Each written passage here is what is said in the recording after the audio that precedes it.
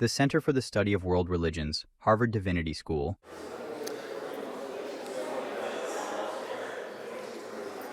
Good evening, everyone. Good evening and welcome to Harvard Divinity School, Williams Chapel. My name is Charles Stang. I serve as the director of the Center for the Study of World Religions, which is located across the street. And I want to welcome you to this very special evening, a celebration of the Center's latest series called 4T. I'll say more about that, and the first book in that series, the Pearlsong. But before I say anything further about the series or the book, I want to say a word of thanks. First of all, to the CSWR team. I want to thank Bashwar, Lori, and Sarah.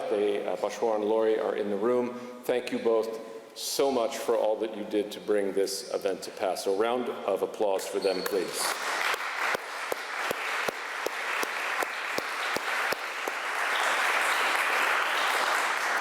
I also want to thank our colleagues here at the Divinity School, especially our colleagues in the Facilities Department who make possible our use of this amazing space, the Williams Chapel.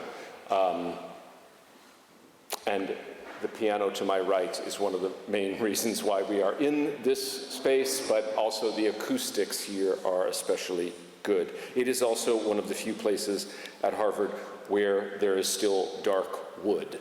That has not been replaced by psychedelic carpet. I also want to thank the Center's executive director, Gosia Skladowska, who's in the front row here. Gosia has been such an amazing partner in bringing this series and this first book to pass. I can see Adam is nodding vigorously because this series has been a dream of mine for many years, and like many dreams, it doesn't become real unless you have someone who knows how to translate dreams into reality. And I shared this dream with Adam. He enthusiastically embraced it, but it wasn't until we brought it to Gosia that we felt confident it could actually come to pass. And so Gosia has held our feet to the fire at various times, also encouraged us when our efforts were flagging. But here we are, and we have the first edition in hand, the first book in the series. And just today, she handed me the proofs, of the second book in the series. I'll say more about that in a moment. And then I want to also thank Adam, my co-editor of this series. So Adam has been serving as a research associate at the CSWR these past few years. I was delighted that he embraced this idea enthusiastically. And I've known that if I were ever to pull off a series like this, I needed somebody like Adam. Adam will not say this about himself, so I'll say it for him, and it's not included in his bio in the brochure. Adam is a philologist of the 19th century with us in the 21st century. He is a philological beast. I think I first realized this when I saw that you were posting Facebook updates in Georgian. Yes, the language, not the dialect of English. Although yes, Adam is also fluent in that dialect. Now, Adam is an amazing linguist and shares with me not only a love of ancient languages, and his knowledge of ancient languages exceeds mine by bounds, but he shares with me a love of the printed word. That is to say, we must hold on to the technology of analog reading. And we are especially proud that this series is not only open access, in that you can download these books as PDFs for free, but that we have worked with a beautiful designer in Providence, Rhode Island, to bring to you a beautiful book with beautiful layout, quality paper. I'm hearing a phone, which perhaps is now a reminder, serves as a reminder to please turn your phones off. And it's one thing if a phone goes off when I'm speaking, I don't really care, and you probably don't mind either. But if a phone goes off when Jane is singing, I might hunt you down, okay? So just want to be clear. There are, I believe, 10 copies for sale, or there were when I first walked in. I don't know if there are now fewer than 10, but if they sell out, which I hope they do, you can find this book on the Harvard University Press website. You can also find it on Amazon.com or any of the other standard book purveyors. All right, a word about this series, then a brief word about the first text, the Pearlsong, and then I will sit down and cede the podium to Adam. So this series is called 4T, which stands for Texts and Translations of Transcendence and Transformation. Transcendence and Transformation is the name of the initiative that we've had running at the center these past 5 years. I won't spend a great deal of time talking about that initiative now, because I would like to simply focus on the series. The series is inspired by other series like the Loeb Classical Library that have the source text on the left and the translation on the right. There are, of course, many other such series. But the Loeb Classical Library, for example, is light on critical apparatus and exceedingly light on commentary. So what we have offered here is what we're offering here is a series that focuses on pre-modern texts, especially visionary and mystical texts, that are not always easy to approach without some interpretive aids. And we're offering you those interpretive aids. I write a preface to every one of these texts. The author, in this case Adam, writes a long introduction. There are glossaries, should you wish to work with the original language. Even if you don't know the script, you can work with these glossaries because Adam has produced transliteration of all the relevant words. And commentaries of different lengths. Adam has produced a rather long commentary. The second volume in the series has a rather lighter commentary. But in all cases, we aim to make these rather difficult texts accessible. This is a series I'm enormously proud of. I am approaching the end of my time as the director of the CSWR. I am in this role this year and next year, and I hope very much that this series will continue past my tenure at the center, and that Adam and I can continue to do this good work. Now, the text that we are here to celebrate tonight has often been termed the hymn of the soul, the hymn of the pearl, or as Adam has coined it, the Pearlsong. It's a poem which we think was originally composed in Aramaic.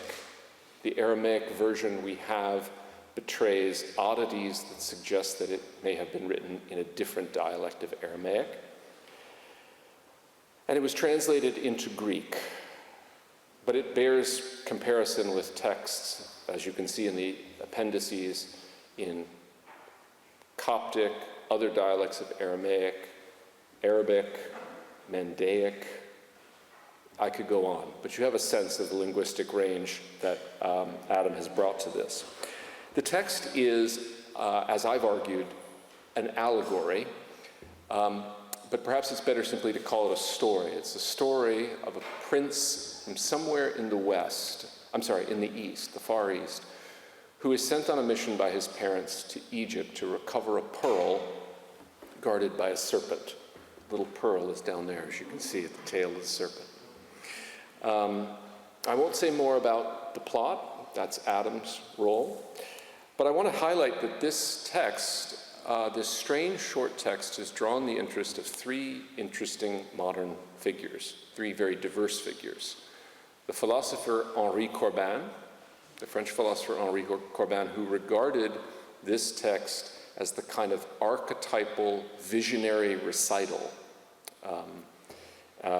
And if you're interested in his treatment of that, that's what I That's included in my foreword, as is a short discussion of another modern's interest in this text. That's Philip K. Dick, the novelist, who took an interest in this text as a kind of key to interpreting himself. And I owe that connection to our scholar in residence at the CSWR, Eric Davis, who's here in our third row, who has a chapter in his book, High Weirdness, devoted to Philip K. Dick, and much of it to this strange encounter he had with the Hymn of the Pearl. The third figure, those two are sadly no longer with us, Corbin and PKD, but the third modern who's taken interest in this is the filmmaker Terrence Malick. In fact, The Knight of Cups is a film adaptation, a kind of autobiographical adaptation of the Hymn of the Pearl. So he is, I believe, the only one of the three still living, and we hope to somehow engage Terrence Malick, engage his interest in this. We need to get an edition of this text in his hands. So that's our next mission. One final word about this evening. So this is the launch of our new series, but we've been actually doing evenings like this for some time. I know some of you joined us last year when we had an evening of this sort around the ancient Assyrian poet Enheduanna. That was in the fall of last year.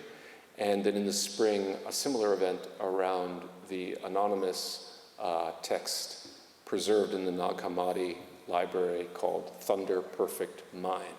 That was in the spring of last year. We're staging these events on the conviction that these ancient texts can still speak to us, but they require some translation.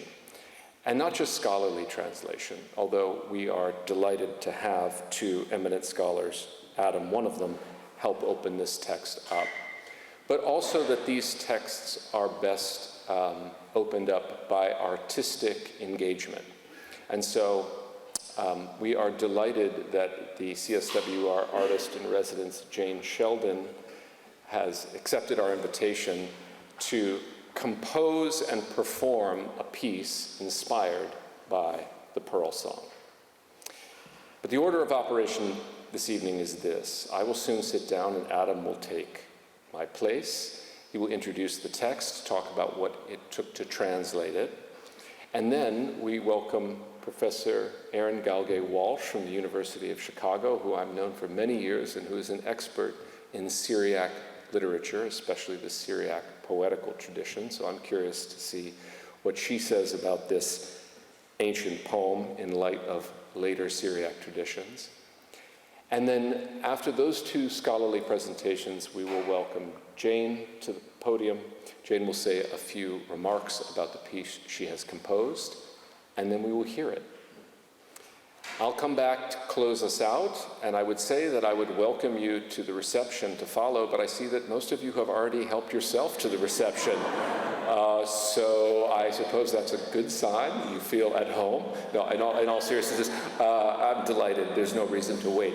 So, but I suggest that if you do need to get up and move about, please do so before Jane's performance. Thank you again for coming. It's a delight to have you all here. And Adam, the floor is yours.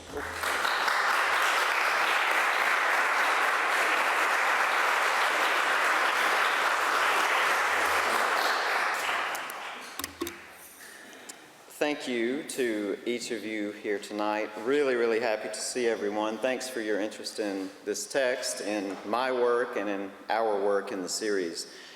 And I want to echo all of Charlie's comments of gratitude, and I want to thank Charlie, myself, and Gosha, my fellow laborers in the 4T cause. And I also want to thank Aaron and Jane, both especially for being here tonight and sharing their reflections on the Pearlsong. So my talk, as you see, is called I Took a Pearl and Saw Mysteries in It, reading, translating, and typesetting the Pearlsong. The title line, "I took a pearl and saw mysteries in it," comes from Ephraim the Syrian, one of Syriac literature's most famous figures and poets. You can find this and other pearl-related lines from Ephraim's hymns on the faith in an appendix of the book. The Pearlsong, as we'll see, has its share of mysteries and enigmas that keep readers coming back. So, Charles just gave you some of the basics. I'm not going to probably need to repeat any of these except for maybe. So the text as we know it now, I treat it as a separate individual text, but as we know it, the text comes to us in a hagiographic setting. That is, it's in this saint's life called the Acts of Thomas, probably from the 3rd century. Probably written in Syriac originally, as is the Acts of Thomas, or as is the Pearlsong. In the context of the Acts of Thomas, the Pearlsong is recited by Thomas while he's in prison to some other prisoners. The text, as we've already heard, was translated from Syriac into Greek. It maybe was written in Syriac, but if it was, it's a weird kind of Syriac. It may also be that it was in some other kind of Aramaic language and sort of reformatted into Syriac, which would explain some of the linguistic oddities in the text. A few centuries later, or some centuries later, 11th or 12th century, someone called Nikitas of Thessaloniki in a sermon retells the Pearlsong, okay, and this is in Greek. So in other words, he clearly knows the Pearlsong text, and in a sermon to some parishioners, he adapts it to Christian life. We'll hear a little bit more about that momentarily. The Syriac text was first published in 1871 by William Wright in the Apocryphal Acts of the Apostles, together with a lot of other texts in both Syriac and in English translation. As far as manuscripts, both the Syriac text and its Greek version are known in only one single manuscript of the Acts of Thomas. Now, there are other Acts of Thomas manuscripts in both Greek and in Syriac that do not have the Pearlsongs, and in fact, that's true of most of them. So, single manuscript in Greek, single manuscript in Syriac, both around the 11th century, probably, as you see here. Now, the image on the right is the Syriac manuscript in question, and this is the start of the text, as you can see. The Nikitas retelling the homily is from, or there are 5 manuscripts of this. So like weirdly, this late retelling, we have more manuscripts of this than the actual Pearlsong. So turning to the narrative. So the Pearlsong, as we've heard already, is it's a first-person narrative. Okay, so the entire thing is told strictly from the point of view of the prince, traveler, narrator, whatever you want to call him. As Nikita says, Thomas, in his view, the speaker here, Thomas has put himself in the role of humanity, he says.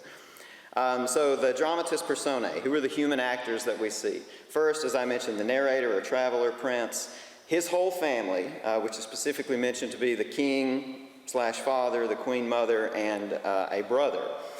There are 2 guardians who were there at the beginning, with him at the beginning of his trip, which we'll hear about momentarily. But then these guardians just suddenly disappear and they're not there. But then we see also at the end of the text some treasurers that his parents send along, who are in some way maybe a mirror of these first guardians. Then there are the Egyptians, which is where the prince ends up before he goes back home. And then there's this doppelganger-like character who is, in the poem he's called someone from the east, and he's called a youth. And he's clearly kind of like the prince, but not the prince, but it's not real clear. But he too shows up and then just about as suddenly disappears. We can't get enough of the snake image, sorry. The non-human actors include this snake dragon, and we can call it a snake, a dragon, a serpent, a snake dragon, whatever you like. In Syriac, it's the plain old normal word for snake. It's just clear from the context that it's a really, really huge snake. Whereas in the Greek text, he's called a dragon, a drakon, which also in Greek just means a giant, giant snake. So think about a snake, a real scary one, and it's really huge. There is a pearl, there is a shining garment, which we haven't heard much about yet, but which is also very important in the text. And then, equally important, there is a letter, a written letter, not of the alphabet, that his parents will write to him, which is really the thing that turns a lot of the event in the story. Now, before I come to the geographic part, thinking about the whole sort of movement of the narrative, as Eric Davis, who has mentioned, is here, as he interpreted the story, not only in High Weirdness, but way before that, in Technosis, more than 2 decades ago, as he says there, though ostensibly an action-packed tale of serpents and treasure, it's really a story about messages and communication. The hero's information processing takes up far more lines than the battle with the beast or the description of the prized pearl. I couldn't agree more. So the trip itself, or the story itself, ranges widely geographically speaking. So we have, in terms of place names in the story, we get Warkan, Parthia, and the East, which all basically refer to the same place in the poem, that is. And Warkan, for example, this is in northern Iran, Turkmenistan now. And the next 3 places, Mycenae, Babylon, and Sarburg, which is a question mark because we really don't know exactly what this means, but there's some good possibilities. All 3 of these probably are in what is now Iraq. Okay, so he goes roughly from, if you think northern Iran, through what is now Iraq, and keeps going down further into Egypt, as you see here, where you know. The writing there, as you see, well, as you may, if you read Syriac script, you see, it says Sarburg. I won't say, maybe in the reception, if you're curious, I'll tell you about this name if you're interested, but it's a weird name, even though it sounds cool.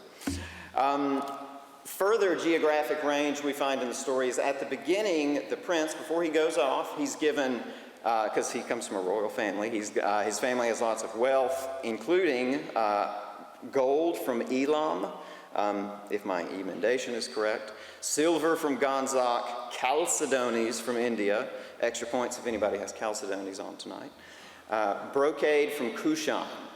So with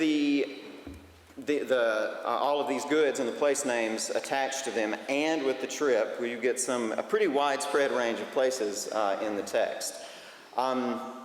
And you can gaze on this wonderful map while I review in a little bit further detail the story just in general. So you can close your eyes or you can look at the map. So the prince narrator tells the entire story, as I said. It begins with him as a child, sent by his parents on a mission to Egypt to retrieve a pearl from a mythically giant snake or dragon near the sea. We're not given any details on why. The pearl is just described as in the sea near the breathy snake, by the sea, like Puff the Magic Dragon, actually. His parents load him up with riches. They have him set aside his special shining garment, which will come again in the story, and they send him away with 2 guardians, but these 2 soon disappear, as I said. He eventually reaches Egypt, aiming for the serpent's lair. The prince meets a mysterious doppelganger-like figure who's from the east. Like the prince, he also disappears. The prince immediately begins to forget about the pearl and about his own identity and home.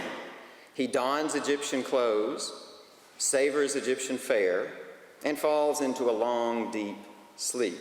We're not told how long, but it seems Rip Van Winkle length, very long. But far away in Parthia, while the prince has fallen asleep and forgotten his mission, his parents are aware of their child's predicament, and they feel pain because of what's going on, even from all the way in Parthia. They decide on sending a letter, and rather than being carried by a courier, it flies like an eagle. It perches right next to the sleeping prince, it makes some noise, and it actually speaks. The prince awakens from his slumber and reads the letter himself, immediately remembering both the pearl and his home. He straightaway heads for the dragon to get the pearl, but rather than engaging the dragon in battle, the prince recites a sleeping spell over the dragon, built on the names of his royal family, and it works. With the snake knocked out by the spell, the prince snatches the pearl away and begins the journey back home by the same route he left by. But before he gets there, 2 Parthian treasurers sent by his parents meet him bearing his shining garment that he left at home as a child and completely forgotten about. Thus brightly clothed, pearl in hand, the prince returns home to his father and family amid joy and festivity. And the poem ends. So, in terms of formally speaking, the Syriac text is a poem, okay, while the Syriac texts are each prose texts, which is probably one argument for why, not probably, it is one argument for why, for it being translated from Syriac into Greek and not the other way around. Syriac meter is based not on syllable length, not on rhyme, but on syllable counts. There's 2 main types of Syriac poetry. There's a stanzaically repeated pattern, and there's a line repeated pattern. So in other words, you can have, for example, 5 syllables, 7, 6, 4, which would be the stanza type, called a madrasha.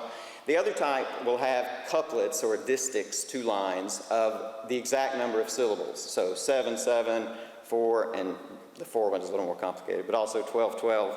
So in terms of meters, this text, the Pearlsong, is weird because it is based on a 6-syllable pattern, which is not unheard of in Syriac, but it's not common at all either. And I kind of like this phrase, a baseline rhythm, like probably it's around 6, but also maybe it varies some. So much for meter. Now, as Charles mentioned earlier, the text is in kind of a weird Syriac. What this means, for example, is that there are forms that show up kind of commonly in the Pearlsong that are going to be much rarer in other Syriac texts. I discussed some of this in one of the appendices. So, I mean, and in terms of lexicon as well, so you've got, there's a unique set of loan words that are used in this text, some of which are connected to Parthian royal life, which makes good sense, of course. But it's a unique kind of text to read, a text in a version of the mother tongue, to quote John Darnielle. So I don't call this text a hymn. Why? Well, because if a hymn is really meant to be something that's about, praising some person or object or something, well, the Pearlsong doesn't really do that. It doesn't praise the pearl, it doesn't praise even the king, or Parthia, or the prince. It doesn't praise the dragon. And in the Acts of Thomas itself, Thomas is said to say or recite the poem. He's not singing it.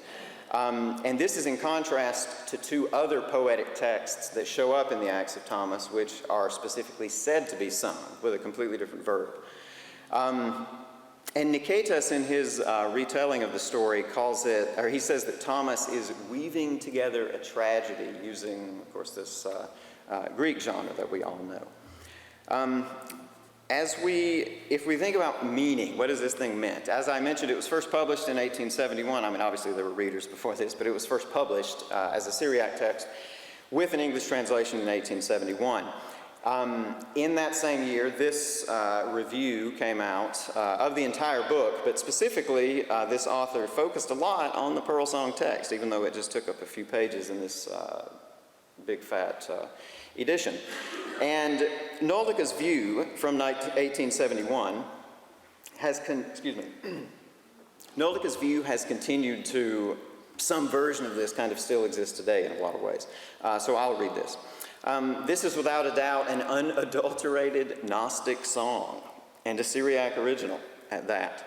We have here the old Gnostic hymn of the soul, where the soul is sent to earth from its heavenly origin and there forgets its origin and mission until it's awakened by a higher revelation, fulfills its mission, and then returns home on high, where it rediscovers its heavenly garment, its ideal likeness, and reaches the highest powers of heaven. Centuries earlier, Nicetas, in his sermon, had read the Pearlsong through an explicitly Christian lens. Seeing there, in his long list at the end, he says, the conceptual armor with which we array ourselves against the conceptual Egyptians and against their founder champion, the snake dragon. Their attacks, tricks, drugs, the falling away from divine riches, the temporal distress due to sins, which is signified by sleep and slumber, the compassion that comes from above, the perception supplied from the divine scriptures, as if from a letter, from which comes conversion, a coming to your senses, as well as the illumination of baptism, in which we also take back the precious pearl. A kind of allegorical or symbolic reading has dominated the Pearlsong's interpretive history, but maybe this is too restricting. As Eric Davis says in another book, The High Weirdness, mentioned by Charlie, in treating the hymn as a philosophical allegory, we flatten something Philip K. Dick recognized even in the paraphrase he first encountered, namely, the hymn's peculiar power as a story. We can take the Pearlsong seriously as a mirror of human experience and a reminder of human connections in a multitude of possible ways without taking it either literally or according to a conventional allegorical reading. This approach adheres neither to an overly literal nor to a fixed allegorical reading, but allows readers who still take the characters and events seriously to find meaning and meanings in the poem according to their own experiences and circumstances. As Johann Kulianu summed up, and you'll hear this again, I think, later tonight, it can only be said with certainty that the Song of the Pearl means many things. Merely to mention three themes of the story that continue to stand out to me, this was true when I wrote the book and it's still true, alienation, belonging, and identity are constant sort of experiences of the prince as he's traveling along, getting lost, sleeping, waking up, and then returning back home. Also, of course, memory and forgetting, or forgetting and memory. The prince forgets who he is, forgets what he's doing until the letter comes in and sort of reactivates his memory or undoes the forgetting. And then finally, the power of spoken and written language. Obviously, the letter, which is both spoken and written. And then also the spell, which the prince says over the dragon, which is clearly susceptible to something about sound. Otherwise, it wouldn't. The spell would not have worked. However much I've said about any of these in the commentary, you'll have your own thoughts to notice and reflect on in the story. The book, in addition to William Wright's, has been published in other translations, not just in English, but in French and German as well. The only other previous edition I want to mention, just because it's very cool, is this one by F.C. Burkett. It's printed by a small press in 1899. It's a very tiny book. But you can see here some beautiful capitals, the red, and these illustrations at both the beginning and end of the book. Just 300 copies, apparently. You can see his book is called The Hymn of Bardyson, which is yet another title of the Pearlsong sometimes. I didn't even talk about Bardyson, but that's okay. Now, our own edition of the Pearlsong includes, of course, as I mentioned, the Syriac text, the Greek texts, that is 2 Greek texts, 1 Syriac, each with a facing English translation. And then there's a Syriac English glossary and a Greek English glossary. And the point here is, well, maybe you just want a word list of some Greek or Syriac. That's cool, fine, you've got that. But also, we, or I at least, but I think we overall, we want the series, not just the Pearlsong, but we want the series to be useful to language learners, teachers of Greek, Syriac, or whatever the language happens to be. There's a commentary, as Charlie said, and I'll say just a bit more about that in a second, and in the appendices. So there's the first 2 deal with technical Syriac matters, take them or leave them, but that is on the further in some more detail on the poem's meter, and then on those peculiar linguistic features that I mentioned. The second 2 appendices both have to do with translation. So there's 3 excerpts from the Acts of Thomas, translated from Syriac, to English, and these have to do with both, first, the immediate context of the Pearlsong in the Acts of Thomas. Secondly, there's another long poetic text which is translated from elsewhere in the Acts of Thomas. And then there's, believe it or not, another encounter with a giant snake, completely unrelated to this snake in Egypt. So all that's translated at the back if you want that. And then finally, mainly for fun, there is a list of translations of texts from Coptic, Syriac, Arabic, some other things, that deal with pearls as a material item and sort of where pearls come from, naturally speaking, what are theories about this, how do we get pearls, so there's stuff about pearl divers, etc. I typeset the book, and of course the whole series is being typeset in LaTeX or Z-LaTeX specifically. If you don't know what that is, that's fine. If you do, also fine. When deciding how to typeset a book, of course, there's many, many decisions, like building a house, basically. And some of the not so usual typographic features that show up here are, you'll see there's line numbers on the Syriac text, also true for the Greek. Main reason is just it's easy to cite for scholars. Or if you want to cite your tattoo when you get it, you can say line number 26, that's very easy. Over on the left-hand side, you can see something, and this is just a marginal note for where in the folio of the manuscript we are. So again, most people may not care about this, but if you happen to have the manuscript handy and you think I misread something, you can easily go to the right folio and check it. And let's see, I think, oh yes, I was just going to say, so Charles already brought up the Loeb Classical Library. There are, of course, other parallel series, the Clay Sanskrit Library, Trilogy Orientalis, etc. So all of these were huge inspirations. There's an august history of mixing languages together in print. But this reaches pre-print too, back at least to the first millennium BCE. And so we're hopefully following along in a good way in that same tradition. So as you know already from the text, in this book there's Syriac English and Greek English, but we have a pretty wide open range of what kind of languages might show up in the text, or in the series, that is. There are Arabic and Georgian texts on the horizon, alongside more Syriac and Greek. And almost at the end, don't worry. So the commentary, I bet you didn't know you were going to see a picture of a 45 tonight. If you don't know what a 45 is, you're really young. So the commentary is 80 pages, and you'll find sort of the normal stuff you might find in a scholarly commentary. There are, I'm covering specific grammatical, lexical, narrative features of the texts that struck me as interesting and I thought people might want to know some more about.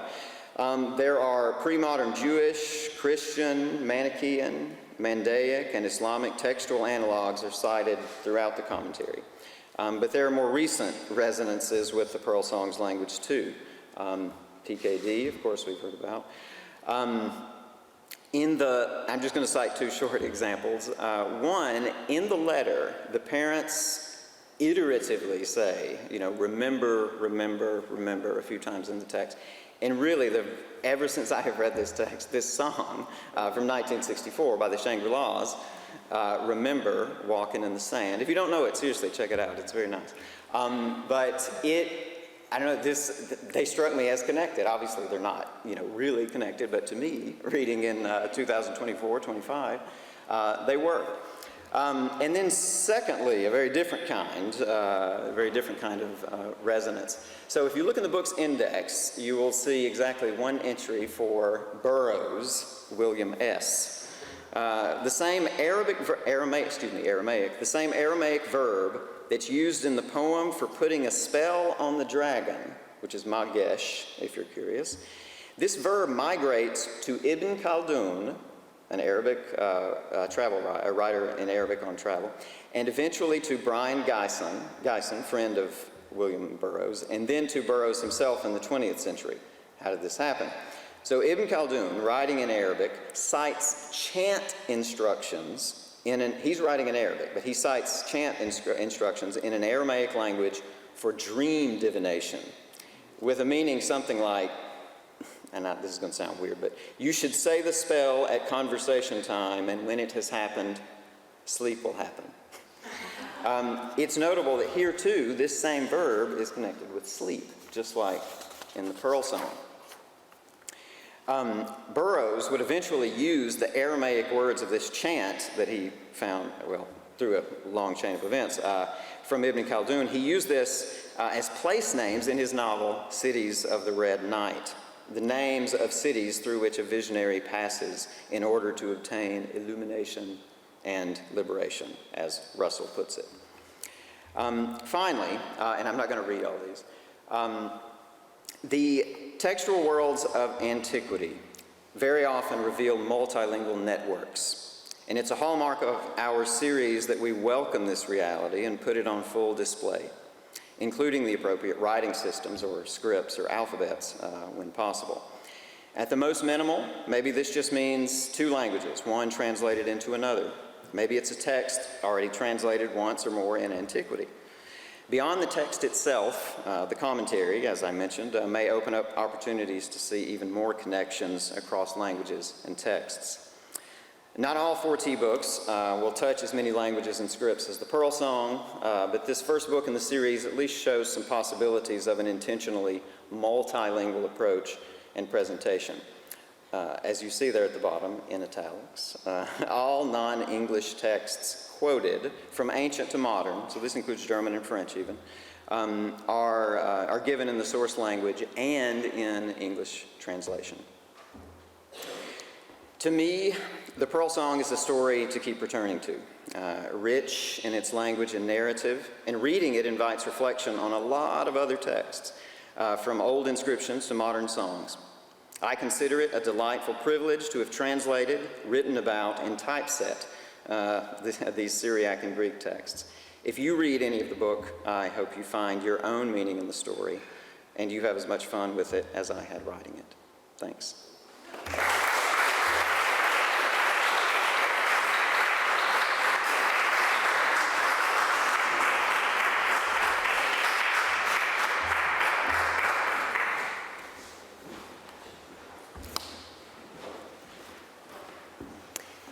First of all, I would like to thank Professor Stang and Dr. Bremer-McCullum for inviting me to participate in this event.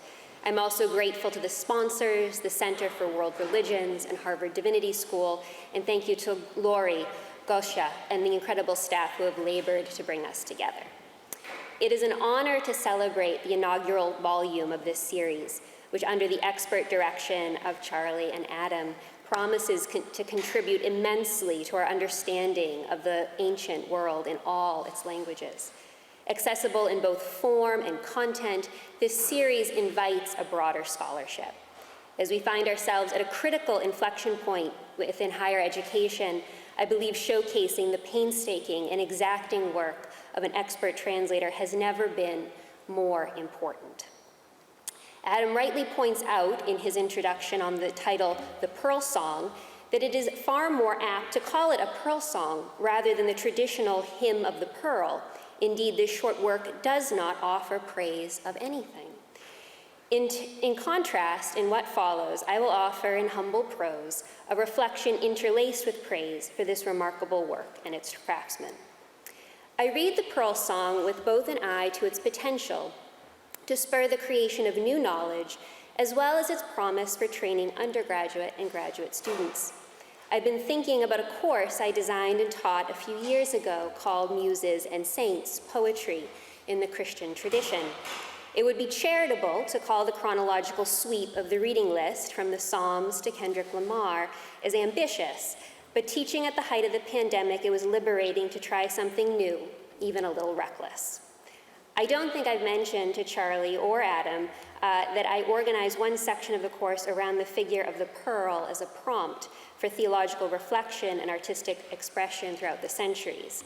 Needless to say, I look forward to teaching this course again with the Pearlsong volume as required reading. This volume not only reflects the breadth and depth of Adam's expertise, but we also encounter in these pages a skilled pedagogue. Whether one has knowledge of any of the languages referenced within it or not, Pearlsong readily adapts to the reader, inviting further inquiry. I could imagine my undergraduate students reading Pearlsong in translation alongside the commentary, but I could just as easily use this edition in a Greek or Syriac translation seminar with the vocabulary guides as fodder for further discussions. To use an image familiar from early Christian writings, this volume is a carefully wrought mosaic, each piece contributing to the clarity of the whole. While it could be used piecemeal, I would encourage potential readers to linger on the opening sections.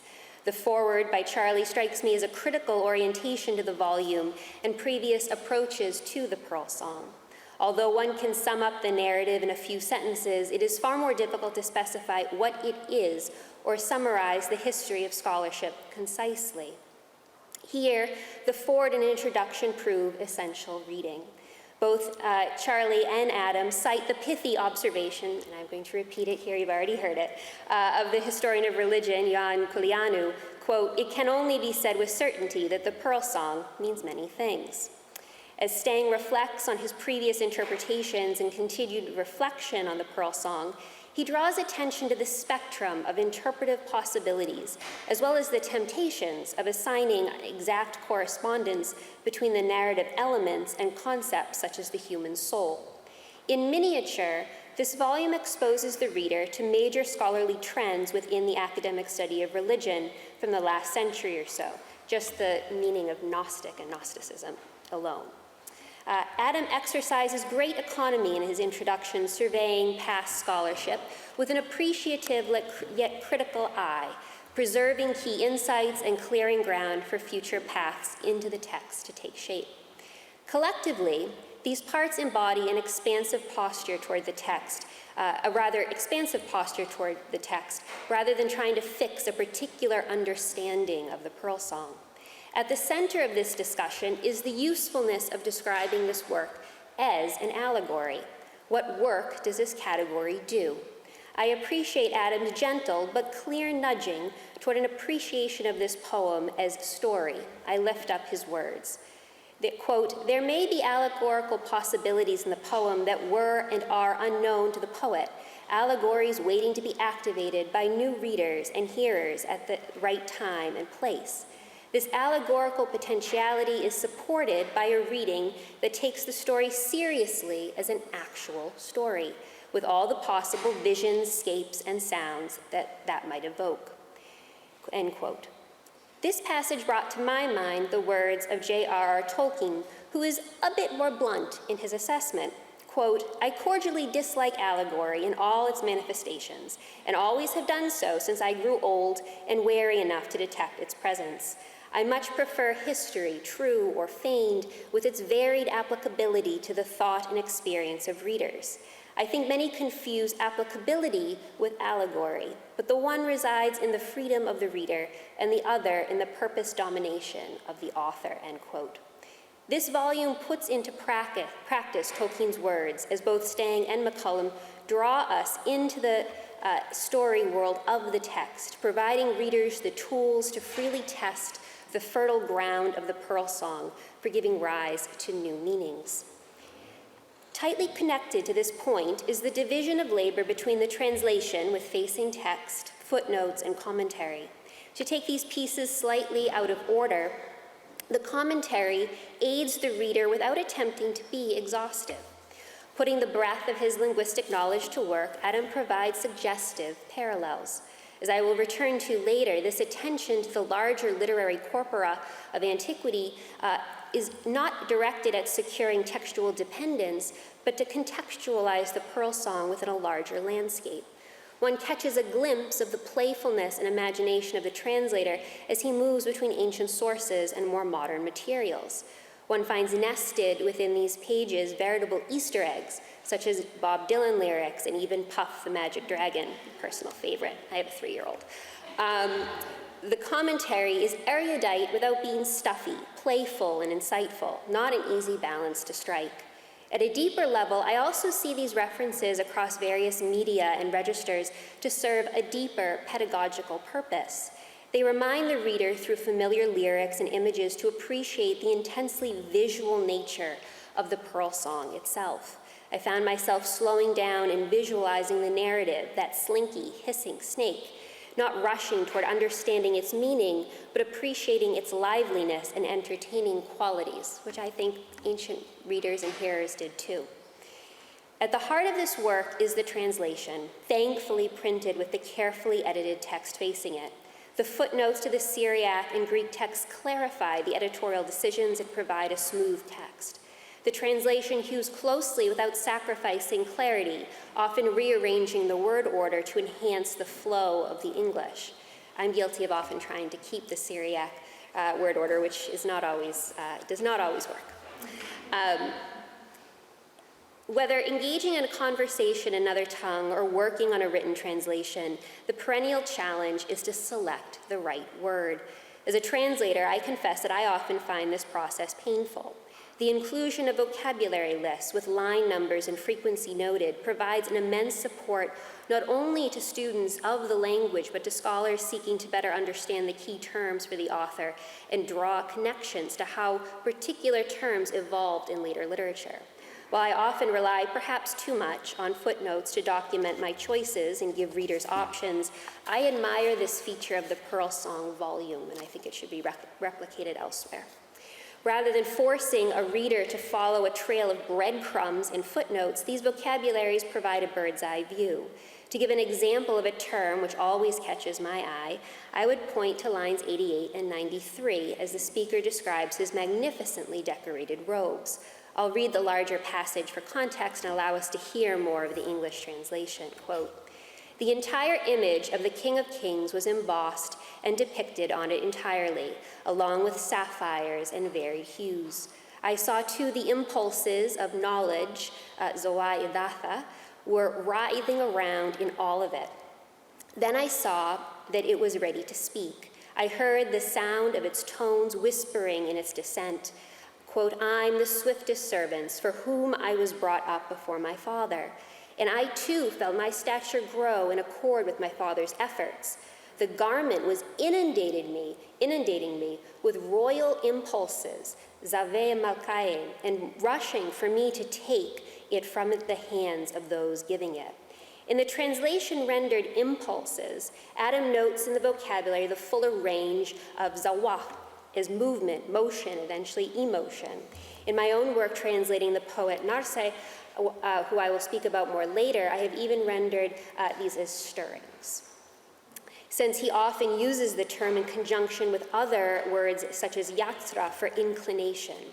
As the commentary points out, this is not necessarily a specialized term, but is intriguing to think how the significance of such a term for this particular author's anthropology works. Adam's commentary underscores the visuality of this detail. Quote, it's hard not to think of a mass of slithering snakes or worms. And he cites Acts 12:23 in Syriac, which shares the same verb, out of these lively impulses. Adam continues, or motives, or of knowledge, gnosis if you like, come yet another instance of unexpected speech. Without belaboring the point, this type of attention to detail reminds the reader, whatever their knowledge of Syriac, of the critical importance of word choice, both in the original and for the translator. While I also think it is perfectly acceptable for translators to use different English words depending on context, sometimes you need to, the format and editorial attention to detail combine to help the attentive reader see the repetition of the word in such a tight set of lines. I happen to find in the analysis of later poets that attention to wordplay and repetition, the oral qualities of using the same root, for instance, are important vehicles for the communicative power of Syriac poetic rhetoric. If I were limited to a single word to describe the Pearlsong volume, it would be generative. In the multiple parts of the volume, the introductory material, translation, edition, vocabularies, commentary, appendices, Adam has laid out a feast and invited us to a banquet. I'm eager to see in future years the research trajectories that emerge from this publication. Here I wanted to highlight a few elements that stood out to me as particularly valuable and raise a few potential trajectories for further inquiry. And I see some graduate students in the room. First, this volume focuses on just over 100 verses, as Adam notes, a relatively short work in comparison to the voluminous Acts of Thomas or the works of later Syriac poets, which easily stretch over hundreds of lines. In the introduction and the appendices, Adam underscores the importance of the Acts of Thomas without becoming bogged down in the many challenges of that text and its attendant scholarship. he underscores, and rightly so, the very light manuscript footprint of the Pearlsong. While so much about the generation of the Pearlsong is shrouded in uncertainty, the evidence for its independent composition is, in my assessment, and I think I agree with Adam on this, undeniable. However, I'm left with renewed curiosity about the editorial decision to include it in the Acts. Can we return to this initial interpretive context with new questions and fresh eyes? I find especially persuasive Stang's contention that, quote, as an allegory, the Pearlsong harmonizes well the theology of the Acts. The Pearlsong may not be Christian or neatly classifiable as belonging to any particular system of thought, but as a story, it is a provocation to further reflection. The second direction for future scholarship, and one that I'm especially intrigued about, are the afterlives of the Pearlsong. One of the challenges here is the degree and clarity of later allusions. Perhaps it would be more fruitful to consider the resonances between Pearlsong and the later tradition, rather than aiming to pin down clear examples of textual dependence. Here I speak as someone who spends most of my time with 5th and 6th century poets such as Narseh of Nisibis and his younger contemporary Jacob of Suruk, whose poem on the beheading of John the Baptist I just finished a draft translation of, and he describes the head of John as a pearl on a platter. So there you go. Don't know what to do with that. Indeed, I just finished so there have been moments when translating Jacob or Narseh when I have suspected the echoes of texts such as the Pearlsong or the Acts of Thomas, but these literary artists and theologians blend and remix with subtlety.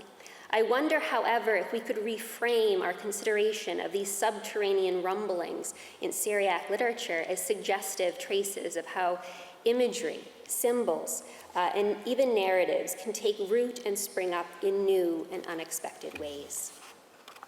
Writing in 1982, Sebastian Brock observed that as Syriac literature blossomed from the 4th to the 7th centuries, two sets of imagery abounded. Quote, firstly, letter imagery, fittingly in view of the earlier role of Aramaic as a chancery language of the Achaemenid Empire, and secondly, the imagery of clothing, a set of images on full display in the Pearlsong, a text predating the works at the center of Brock's study. Among Syriac poems after Ephraim, Narseh and Jacob were masters of the flexible form of the memra, or verse homily, as they retold biblical stories and reflected on theological subjects in their mellifluous verses. The contours of their training we can sketch in broad outlines. Clearly, they were steeped in biblical literature and the writings of Ephraim. Narseh, in particular, was one of the first generations to imbibe the writings of Theodore of Mopsuestia as they were being translated into Syriac. I have often been wondering, as I said before, whether he had knowledge of works such as the Acts or the Cave of Treasures. Narseh is particularly taken with the image of the letter, one so vividly described in the Pearlsong. So here again, I'll quote Adam's translations of verses 51 to 55, for example, describing the letter the speaker's parents composed to rouse him from the mental haze he had fallen into during his time in Egypt. Quote, the letter flew like an eagle, king of all the birds. It flew and landed by me. The whole thing became speech. Waking at its voice and the noise of its movement, I rose from my sleep. I took it, kissed it, and started to read the letter itself. The words of my letter had been written on what was inscribed in my heart. Reading this description drew my mind back to a passage from Narseh where he describes the cosmic struggle between God and the forces of evil as waged in writing. Here I will read from a translation I published a couple of years ago. To set the stage, Narseh fulsomely describes the machinations of Satan, the hater of humanity, including his literary output. Quote, he wrote a deceitful book on the pages of their, humans' minds, that they might read in it iniquitously according to his will. The divine response culminates in the work of the incarnation, which Narseh imagines in concrete, fleshly, corporeal imagery. Quote, along with visible limbs, he took on his will, and he approached them to teach them how to return to him. He composed a human body in writing as one would a letter, and the power of his hiddenness signed it and sealed it with his name. He taught the body to read in itself the mystery of hidden things and to convey to its companions the interpretation of the mysteries. and a few lines down, recalling how the Pearlsong, the letter both reads and speaks, we find in Narse a similar image. Quote, "The power of the divine essence roared in creation through the mouth of a mortal. The ranks of powers of the evil one and of covetous death shook." I am not suggesting that Narse has the Pearlsong's imagery in mind, but I offer this example in the spirit of Adam's commentary, which overflows with comparisons gleaned from texts ancient, modern, and everything in between. As he so aptly observes, quote, "We don't have to look far to find letters as major agents or supernatural instruments in narratives." Drawing on the insightful readings of Eric Davis, this section of the commentary is particularly effective at helping the reader recognize the layering of written documents within this work, and I would say so many Syriac works, jointly reminding and rousing the characters and the reader in turn. Reading the Pearlsong's flying letter alongside Narse, one understands how a single shared image can be put to different uses and convey various meanings. The details here matter and resist flattening interpretations. The Pearlsong's flying letter conveys a critical message at a key moment within the narrative, rousing the speaker to act. In the same way, Narse's corporeal epistle enters the narrative scene at a key moment. It turns the tide in the struggle against Satan and his attendants. At the same time, the juxtaposition is also illuminative of the profound differences between the Pearlsong and this later Memra.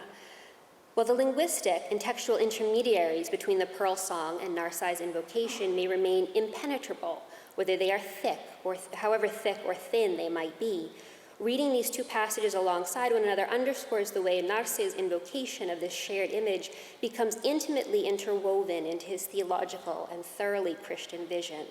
If he has some knowledge of the Pearlsong and its imagery in his mind, Narse's verses demonstrate how such imagery was thoroughly imbued with Christian elements. This passage within the Syriac text of the Pearlsong also points to another interpretive direction within the volume itself. As Adam intimates, the early Greek and Syriac texts are quite close, but the Byzantine retelling of the story by Nicetas of Thessaloniki was suggestive to me of the potential for further diachronic inquiry within the Greek tradition surrounding the hymn. Returning to the letter specifically, I was left wondering, and Adam, you would be best poised to answer this, how significant some of these subtle changes might be.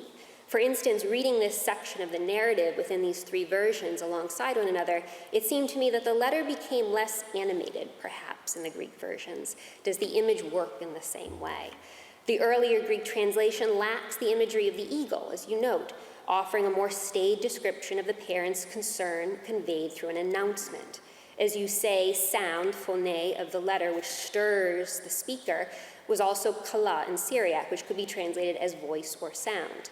Finally, in the Byzantine homily, the letter, as you translate, quote, became a light and a fire within me, and as if it were lit on fire, it lifted up the spark inside me, and it darted up like an eagle, like something with wings. Once I'd put the letter into my pocket and kissed it, I came to the recollection of everything from before, end quote. Again, such differences are slight, but perhaps to put it differently, they just have a different, sort of how are these images working and what is palatable to both the writer and to the readers and listeners. One of the sources Adam references within the commentary and the appendices is Ephraim, the 4th century luminary of Syriac literature, remembered for posterity as the, quote, heart of the Holy Spirit. Within his hymns on faith, there are a handful of hymns on the pearl, one of his favorite images. While Adam translates the most relevant sections, I wanted to share a little bit more of this prior portion from Ephraim. Quote, "One day, my brothers, I picked up a pearl. I saw within it mysteries. O sons of the kingdom, images and types of that majesty. It became a fountain, and from it I drank of the mysteries of the sun. I set it, my brothers, in the palm of my hand, that I might observe it. I was about to look at it on one side, but it had faces on all sides." It is no wonder that one of Ephraim's favorite images was the pearl. By way of conclusion, I would offer Ephraim's understanding of the pearl as multidimensional, as uniquely suitable for describing both the Pearlsong itself and this first volume in what promises to be the first in a series of gems. For scholars and students of antiquity, the Pearlsong is a fascinating piece of literary evidence. Scholars have long gazed upon it, trying to discern the literary and religious context for its initial composition, and yet its luminous verses evade such attempts. Just as Ephraim prized the pearl's translucence for radiating light without transparency, the Pearlsong simultaneously reveals and conceals, escaping capture. It humbles our attempts to pin it down and foreclose potential interpretations. And yet, its author's lexical choices and narrative elements are redolent with suggestive capacity, pointing to the interconnection and multilingualism of the ancient world, a world where imaginative stories abounded. Selfishly, I would also suggest, as a student of Syriac language and literature, the Pearlsong encapsulates so many elements of this rich literary tradition. Each time I return to it, after a lengthy sojourn translating and wrestling with another Syriac author, I perceive more resonances within the Pearlsong.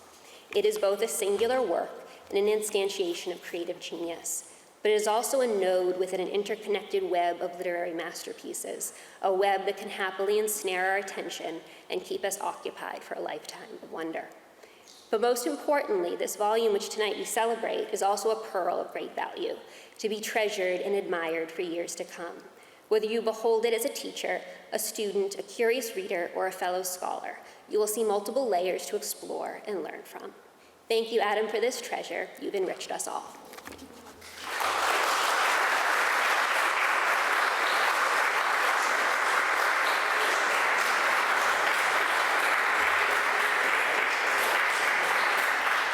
Hi, everybody. Thank you for being here.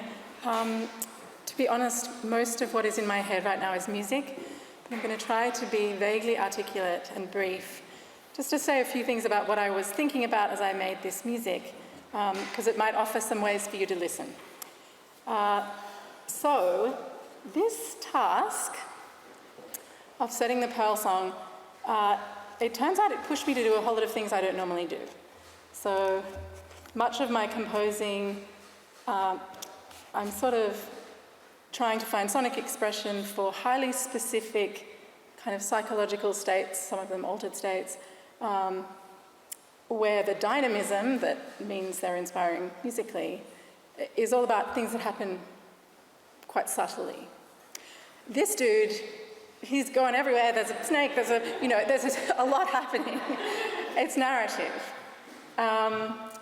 So that was interesting. You'll notice that I've called the piece the Pearlsong Sung, and it is just that. So I am singing the whole text in its entirety. And part of that was I couldn't find a way to give it proper expression if I left out parts of the story. So then I thought, okay, so in this role here, I'm a storyteller, which I don't normally think of myself in that way. So I looked into storytelling. I looked into the Al-Hakawati tradition in parts of the Middle East, Harikata in the Hindu tradition, but also the practices of Diane Volkstein, who was New York's official storyteller in the 70s and 80s, and she gave recitals of stories of Inanna, for example. Then I came to understand that the Pearlsong is a case of Corbin's visionary recital. These narratives of visionary experience told in the first person. So this was also consequential because, so my training in Western classical music, we're trained to do recitals, never in the first person. So I thought, well, what does that mean? It seemed to affirm that it made sense to tell the whole story. It also seemed to suggest a kind of intimate presentation. It's just me and the piano. Relatedly, though, I also thought about the idea that gnosis arises, in each case of its arising, it can be said to arise in a specific embodiment. And so too with voices. And so I thought, okay, well, this is a story about this prince, and I'm singing his story in a woman's voice. And that was fun to think about. metabolize that by thinking, well, this is another act of translation. So mentioning my voice leads me to some final remarks just about the sounds, what you're going to hear. So I'll note that in addition to my singing, running underneath the whole piece is a recording of a creek. And that's partly just an idiosyncrasy of my composing. I often use water sound. But it also takes us out of this room in a way, places us in the landscape a bit. It also provides a ground for all the other sounds you're going to hear. So I'm using the piano kind of as a device for mining sound that ornaments the story. So there's not a whole lot of virtuosic pianism. Instead, I'm kind of in the strings a lot. I'm using ebows, which are magnets guitarists use to sustain sound. I'm putting them on the strings. And so my task is to mine these sounds while this river runs. You'll see me digging around in there. Let's hear it.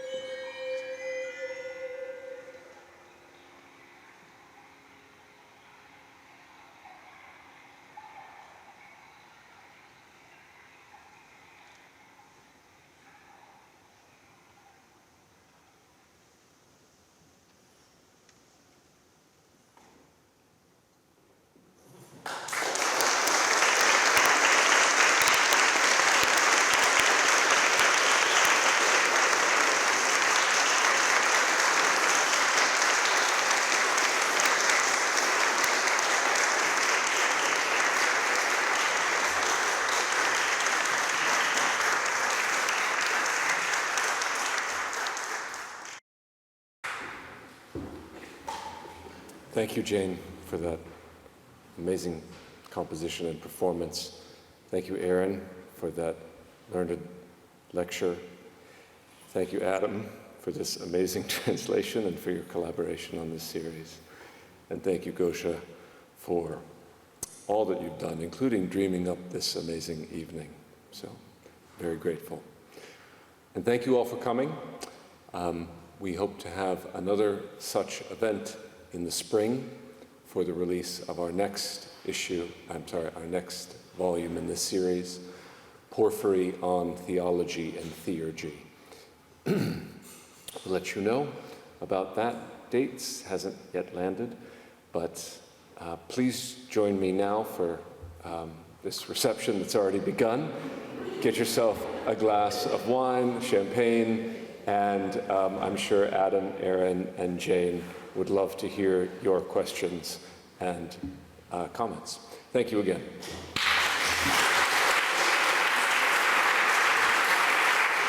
cswr.hds.harvard.edu, copyright 2025, the President and Fellows of Harvard College.